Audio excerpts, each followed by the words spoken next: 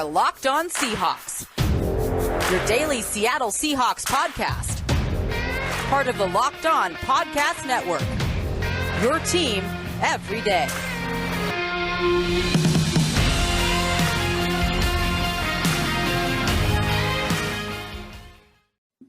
Greetings, 12. This is Corbin Smith, your host for Locked On Seahawks. Joining me as always, my co-host in crime, Rob Rang. It's officially Matchup Wednesday, one of our favorite episodes of the week. We're going to be starting to dive deeper into the upcoming matchup between the Seahawks and Vikings in Minnesota. Jam-packed episode coming your way. The Locked On NFL Draft Podcast relaunches September 20th with brand new hosts. Eric Crocker brings the player scouting. Ryan Tracy brings the analytics. Follow the Locked On NFL Draft Podcast on YouTube, the Odyssey app, or wherever you get podcasts. Now for your lead story here on Locked On Seahawks. The Seahawks return to the practice field on Wednesday. They were missing a few players heading into their Week 3 contest against the Vikings. Coming out of Sunday's physical game against the Titans, they lost Brandon Shell towards the end of the game to an ankle sprain. He did not practice today. His status remains unknown. They were without Brian Monet last weekend. He's still dealing with a tricep elbow injury. He did not practice today. Rashad Penny, dealing with a calf issue, is running but did not practice. And D. Eskridge still did not return to practice, now more than a week removed from having a concussion. One of those players, Rashad Penny, Pete Carroll basically already has ruled him out. They are going to make sure he is 100% back before he's back in game action. So maybe they'll have him in Week 4 against the 49ers, but I would be stunned if he's playing this weekend. As for the other three players, Rob, we don't know if any of those three are going to be available. It's too early in the week to know. It is too early in the week to know, but at the same time, I think that it's important that we just, because if the Seahawks are missing Brandon Shell at right tackle, considering they're going to be an elite pass rusher like Danielle Hunter off that side, if they do not have the speed threat that D. Eskridge provides, not only as a receiver, but obviously in the running game as well. That could be critical also. And then obviously, after a week after giving up all those yards to Derrick Henry, you're going up against another elite back in Dalvin Cook, obviously in Minnesota. Then the loss of Brian Monet could be significant as well. These are not the losses of a Bobby Wagner or Russell Wilson. There's no doubt about it, Corbin, that if Seahawks don't have these three players, then that is a significant obstacle to overcome going up against the Minnesota Vikings team that may be 0-2, but they've lost by a combined 4 points. They could just as easily be 2-0. Yeah, the Vikings have been very competitive. They just haven't been able to find a way to finish off games the first 2 weeks of the season. And if the Seahawks are missing 2 or 3 of the players that we just mentioned, those are significant losses. I mean, this offense did not look the same without D. Eskridge out there because of the speed that he provides. And it just didn't seem like Shane Waldron was near as interested in going with the fly sweeps and just having jet motion in general. It was something they didn't really do at all against the Tennessee Titans on Sunday.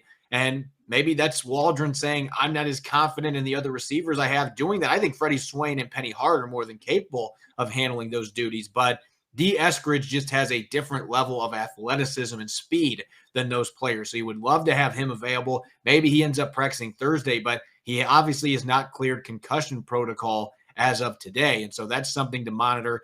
Brian Monet being available would be huge against the Vikings. And we'll, I'm sure, talk about this a little bit more in depth later in the show. But having that 340, 350-pound presence in the middle, especially when Al Woods and Poona Ford had to play so many snaps against the Titans, you want to have Brian Monet out there so he can rotate all 3 of those players and keep them fresh.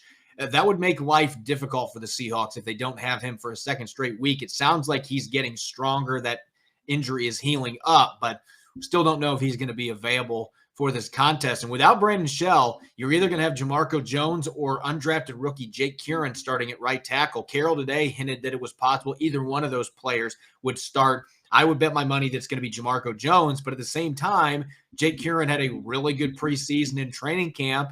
The Seahawks know what Jamarco Jones can do.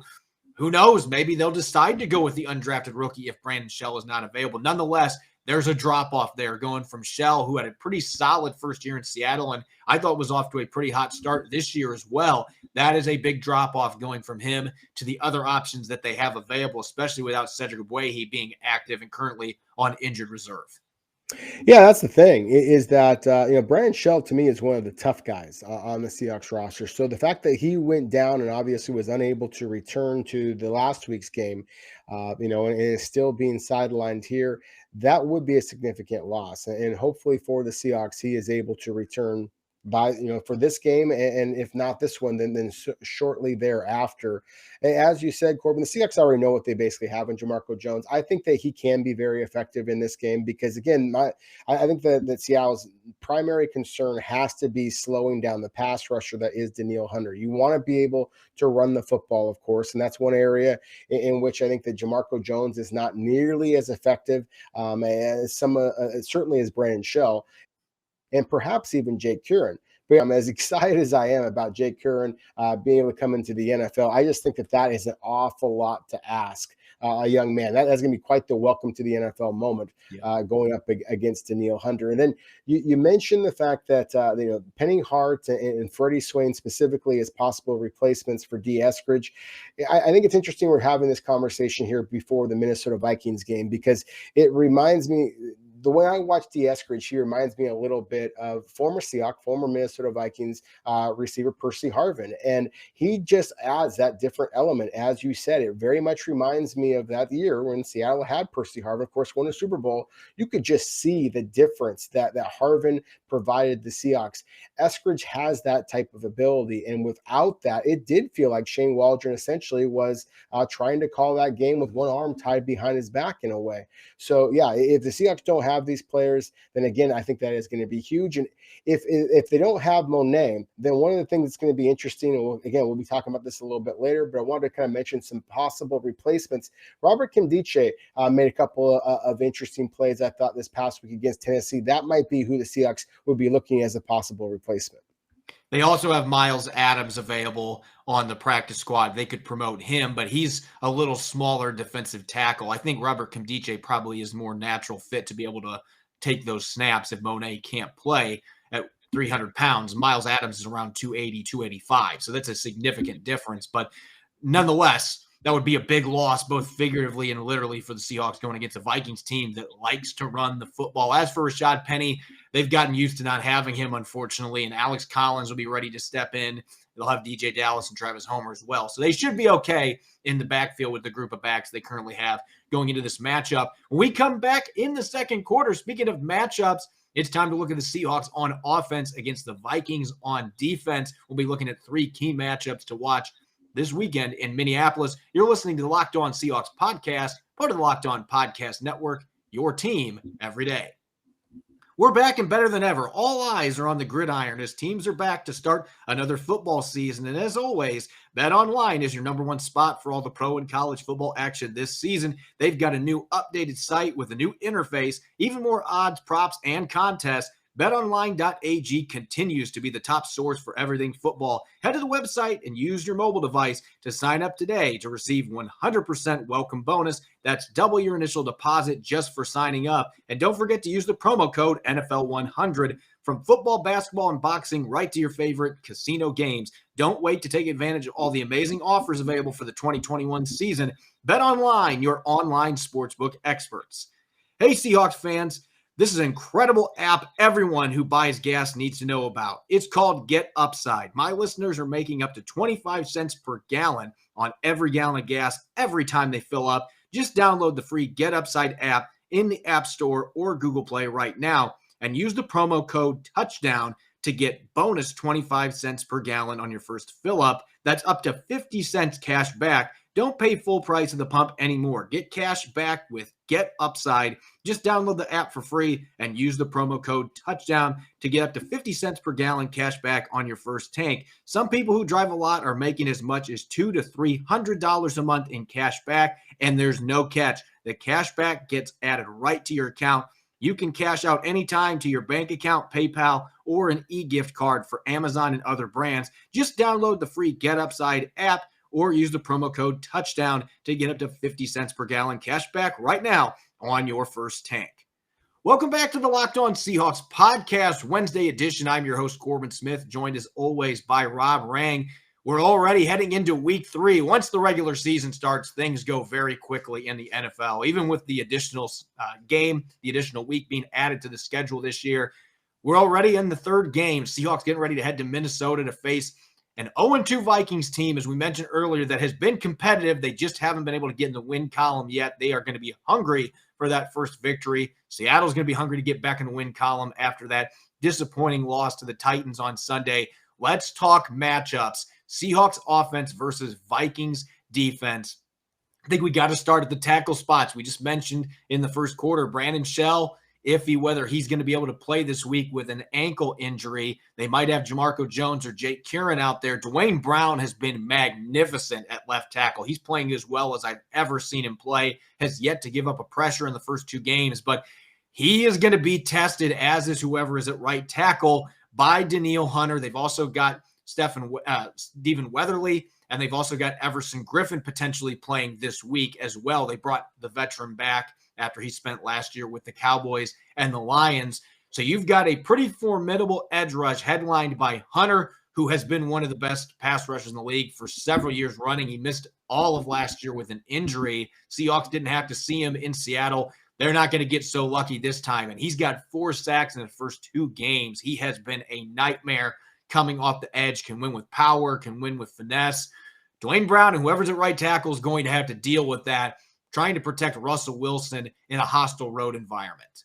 Yeah, that's a very difficult task. Danielle Hunter is one of the best pass rushers in the NFL. I think that he is, to me, when I think of Pete Carroll, I think of the success that he had in building up the Legion of Boom. And all of those defensive backs that he has helped make into NFL stars, whether in Seattle or they've had success elsewhere. When I think of Mike Zimmer, I think that one of his best, successes has been the development of Danielle Hunter, because he was not a first-round selection. He was a very raw prospect coming out of LSU years ago, and Mike Zimmer helped shape him into the all-around terrific defender he is. Now, there's no question about it. He is at his best as a pure pass rusher, and I think that he would give a healthy Brandon Shell quite the run for his money. As you talked about before, Corbin, Dwayne Brown's having a spectacular season. I think the Minnesota Vikings are smart enough to have Hunter come off the right side. That is his normal position. Left side for him, the right, going up against the right tackle. So I do expect that he is going to primarily be coming off of that edge. That's where Russell Wilson is going to see him. Basically on every single snap. The biggest concern I have for the Seahawks is that he's the type of pass rusher that you have to account for in every single play, and that can get into a quarterback's head.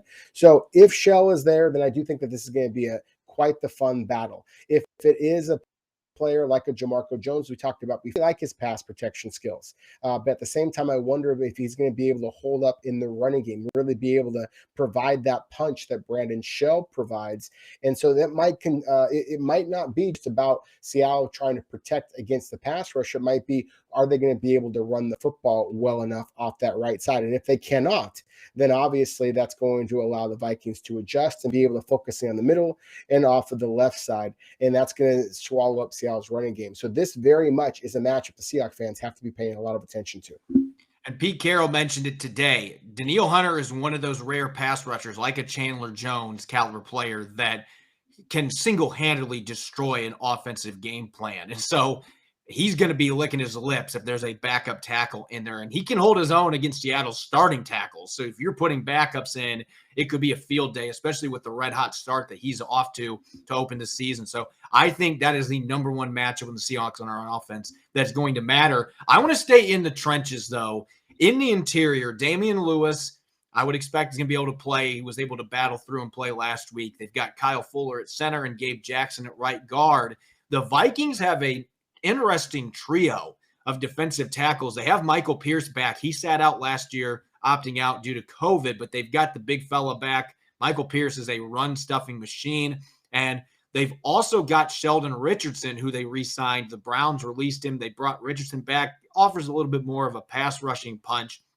But you've got those two players in the interior, and you've also got big Dalvin Tomlinson, who they signed from the New York Giants in free agency. So those three in the middle, They have had their share of issues at times defending the run this year, surprisingly. But I look at the trio defensive tackles they've got, and I think that could be a group that really gives Seattle's interior line, in particular Kyle Fuller at center, a lot of trouble in this game, especially if they're trying to establish the run. Yeah, that is a huge concern. I think that Kyle Fuller has played reasonably well over the first 2 weeks, but I do think that this is going to be a significant challenge for him here. And I'll focus in on Stephen Weatherly, Michael Pierce. To me, Michael Pierce is a guy that he has kind of this reputation of being the run stuffer, and he certainly can do that. But we've just been talking about Danielle Hunter, who has his 4 sacks. Pierce has 2 sacks of his own, as well as 2 more quarterback hits. I'm going to talk a little bit later, or we're going to talk a little bit later about some of the impact plays that we've seen from Brian Monet and from Big Al Woods at that nose guard spot for the Seahawks. But Mike Zimmer and the Vikings have been getting terrific play from the inside of their defensive line as well. And again, it's not just the run stuffing, it's the ability to be able to knock back those centers and really get into the face of the quarterbacks. We talked just yesterday, Corbin, on our program about the fact that Russell Wilson has struggled a little bit in throwing the ball over the middle, especially when he's getting that pressure in his face. The Minnesota Vikings have a little bit of a rotation at that defensive tackle position, and I think that Weatherly in particular is a guy that you have to worry about a little bit, being able to provide a little bit of interior pressure. And if he cannot do that, if he has Seattle's interior offensive line occupied, that's just going to create a lot more pass rush lanes for a very aggressive linebacking core, Anthony Barr, Eric Kendricks, etc., to be able to rush upfield and get into Russell Wilson's face as well. Yeah, I feel like the interior, obviously Danielle Hunter has the ability to wreak havoc, but the interior, the Vikings have some big boys that can rush the passer. They can disrupt the pocket. And so that is going to be an area of concern going into this game. The Seahawks need a really solid performance from Kyle Fuller, and they need their guards to play up to their capabilities, or this could be a long afternoon. And of course, we got to go to the skill guys on the outside. DK Metcalf, Tyler Lockett, Freddie Swain coming off the best game of his career on the outside. This is a Vikings cornerback group that looked a lot different than a year ago, and they're banged up. Patrick Peterson's dealing with a toe injury. He was limited on Wednesday. Rashad Breeland is dealing with a back issue, and he was limited. So both of their starting outside corners, their status is a little bit tenuous right now going into this game. I would expect that at least one of those guys is going to play, if not both, but that could open the door for Mackenzie Alexander or second-year corner Cameron Dantzler to play. And those are 2 players that I feel like the Seahawks, their past track record has shown that they can take advantage if those players are on the field. So this is where I think the Seahawks really can win, is on the outside. And we could say that most weeks with the receiving talent they have. If they can protect Russell Wilson, I like the matchups here. Patrick Peterson's had Russell Wilson's number over the years at times, getting to be a little older corner, but he's a savvy corner. Maybe he's the one, if he plays, that you got to be a little more cautious with. But I think this is a Vikings cornerback group the Seahawks can absolutely exploit in this game. Yeah, I think they can. Again, it's going to be absolutely critical for Seattle to have the pass protection to allow Russell Wilson to be able to exploit those corners. I'm intrigued. I want to see what Patrick Peterson still has left in the tank. I think that he has been one of the phenomenal defensive backs in all of the NFL for basically the last decade and a half or so. Just truly just an athletic freak. And so I always love to see these physical one-on-one battles between a guy built and still runs the way that Patrick Peterson does against another big, strong, fantastic athlete like a DK Metcalf in particular. I'm also really intrigued by just the flashes I've seen from Cam Dantzler, a former early pick for the Minnesota Vikings now in his second season. You have seen flashes. I think that he could be a stud. And Rashad Breeland, to me, is one of the better all-around corners that nobody really talks about. He's a good football player. And so, again, I think that this is a good secondary that Seattle's going to be going up against. But, yeah, this is the matchup that lots of fans are going to be really, really excited about. And depending on who is going to be the announcing crew this time, last week, James Lofton was the color commentator. And so as a Hall of Fame wide receiver out there, he's going to be focusing on these kind of matchups. So I do expect there to be a great deal of attention on there. And so I'm really curious to see, especially with DK Metcalf, considering the fact that he had the holding penalties, wasn't quite as statistically successful last week as perhaps that we thought, and obviously the Seahawks lost that game. How does he respond to that kind of challenge here that Peterson especially might provide him? So I really think that this is going to be a fun matchup, not only from a Seahawks and Vikings perspective, but from a fantasy football perspective as well. When we come back in the third quarter, we're going to flip gears. We're going to look at when the Seahawks are on defense going against Kirk Cousins and a high-powered Vikings offense. Don't go away. You're listening to the Locked On Seahawks podcast, part of the Locked On Podcast Network, your team every day. Are you looking to step up your workout game? Then you need to try Built Bar. Built Bar has 9 delicious flavors, plus an occasional limited time flavor. When you talk to a Built Bar fan like myself, we're definitely passionate about our favorite flavors, whether that's raspberry, mint brownie, my personal favorite peanut butter brownie, double chocolate. There's something for everyone. If you haven't tried all the flavors, you can get a mixed box. They'll send you 2 of each of the 9 flavors. And not only are Built Bar flavors the best tasting, they're also healthy as well. 17 grams of protein, only 130 calories, 4 grams of sugar, and only 4 grams of net carbs. 9 amazing flavors, all tasty and all healthy. Go to BuiltBar.com and use the promo code LOCK15, and you'll get 15% off your first order. Use the promo code LOCK15 for 15% off at BuiltBar.com.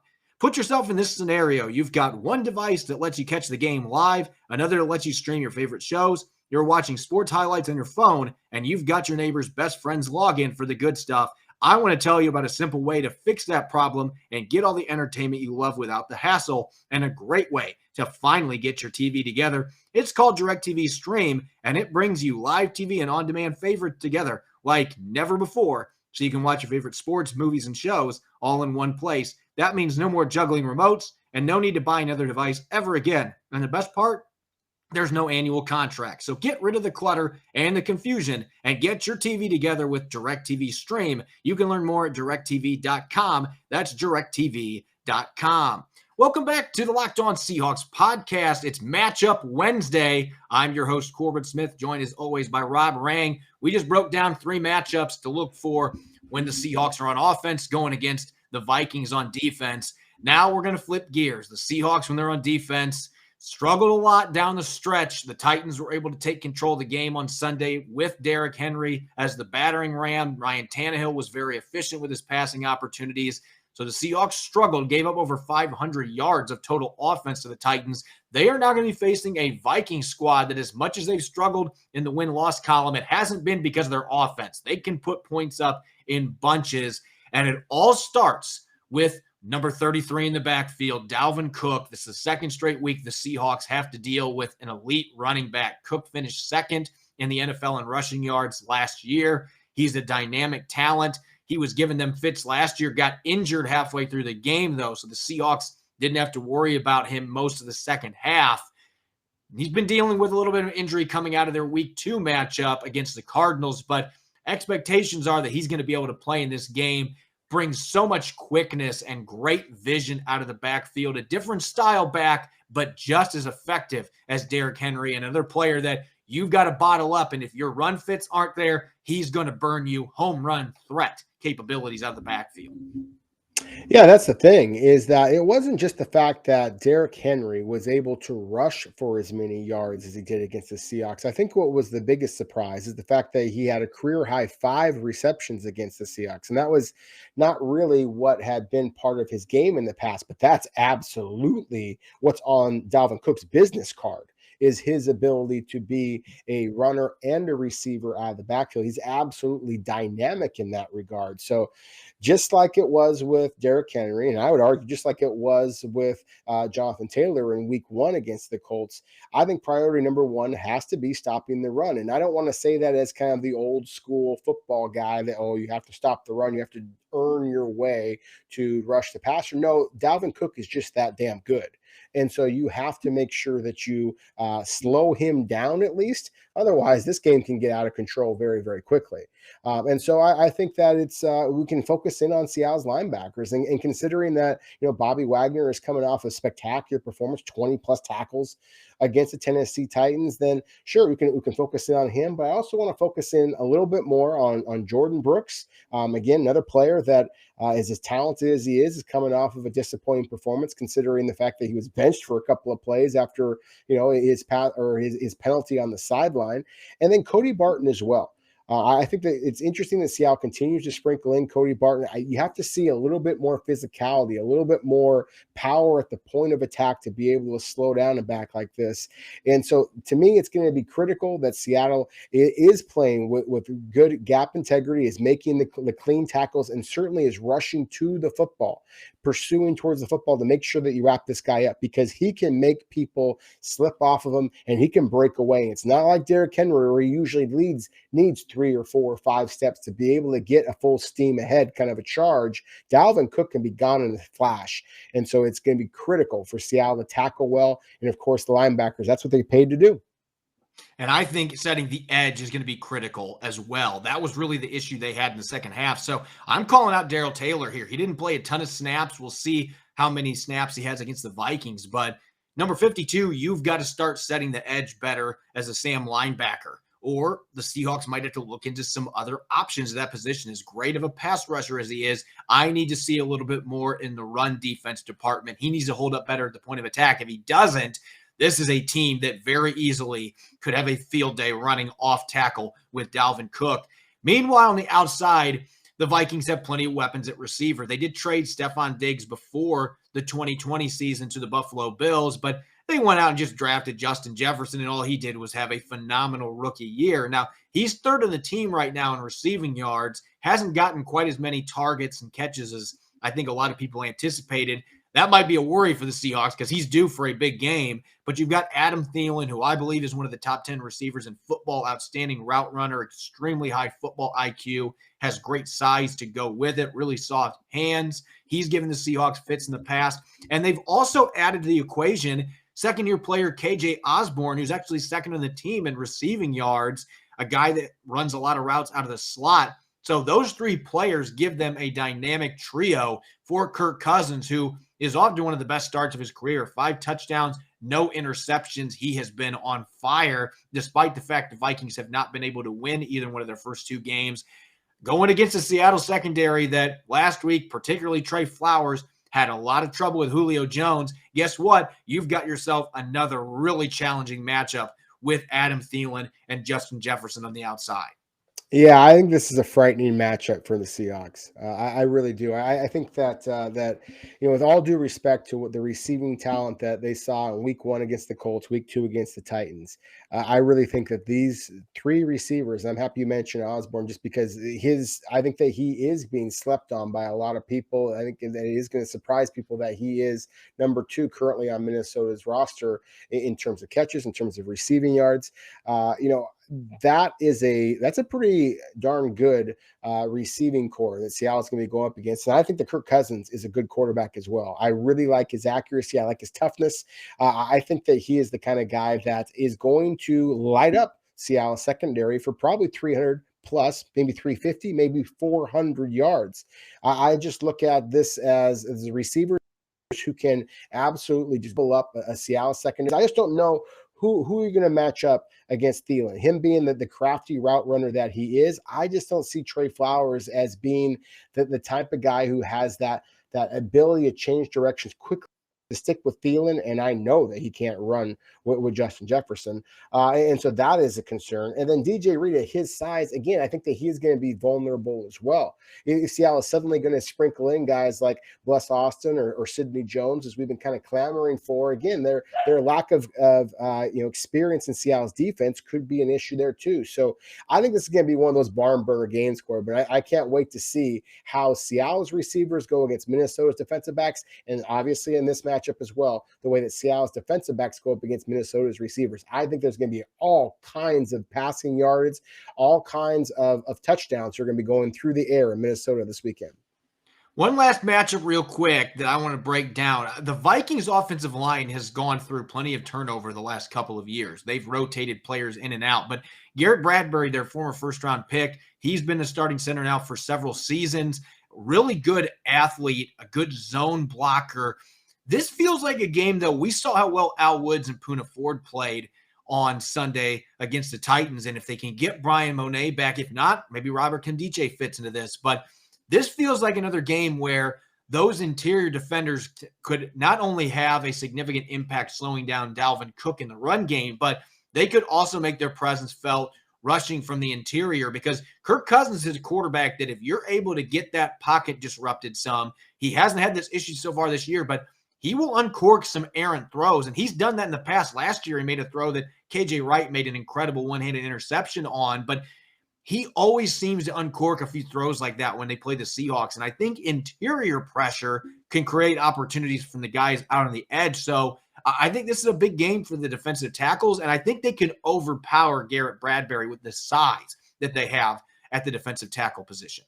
Yeah, I agree with you. I think that's a strategy that Seattle's going to have to try to take in this game, because, as you said, Garrett Bradbury is a spectacular athlete at the center position, and he's got that reputation as being a powerful guy. And part of that is because of the fact that I believe that he led all centers at the combine a couple of years ago before he was drafted in the first round by Minnesota. I think he led all centers there in bench press reps. I believe it was like 35 reps, a really impressive number. And he is a powerful center, but that's not his game. Where he's at his best is, as you said, as a zone blocker, getting out to the second level. If he is effective in doing so, he's going to be able to get to Seattle's linebackers, and it's going to create all kinds of running lanes for Dalvin Cook or Alexander Madison if Cook isn't able to play, for those types of backs to be able to be successful. But if Brian Monet or Al Woods or Poona Ford, if they are able to play the power game that we have seen, especially Woods last week against the Titans, and then again Monet against the Colts in week 1, if they're able to rock Bradbury back into Kirk Cousins' face, then yes, that to me is one of the areas in which Seattle might be able to limit all of those passing yards that I think that we're going to see. That to me is going to be the most underrated but absolutely critical matchup in this game. I think the winner of that matchup winds up walking off that field with a victory. Betting on the NFL doesn't have to be a guessing game if you listen to the new Locked On Bets podcast hosted by your boy Q and handicapping expert Lee Sterling. Get daily picks, blowout specials, wrong team favored picks, and Lee Sterling's lock of the day. Follow the Locked On Bets podcast brought to you by betonline.ag, wherever you get podcasts. Make sure to follow me on Twitter at Corbin Smith NFL. You can follow Rob at Rob Rang. Check out Locked On Seahawks on Apple Podcasts, Google Podcasts, Spotify, and the all-new Odyssey app. When we return for our Thursday episode, it's Crossover Thursday. I'll be joining Luke Braun of Locked On Vikings, and we will be further breaking down this upcoming Week 3 matchup between the Seahawks and Vikings at US Bank Stadium. You won't want to miss it. Thanks for listening in. Enjoy the rest of your Wednesday. Go Hawks.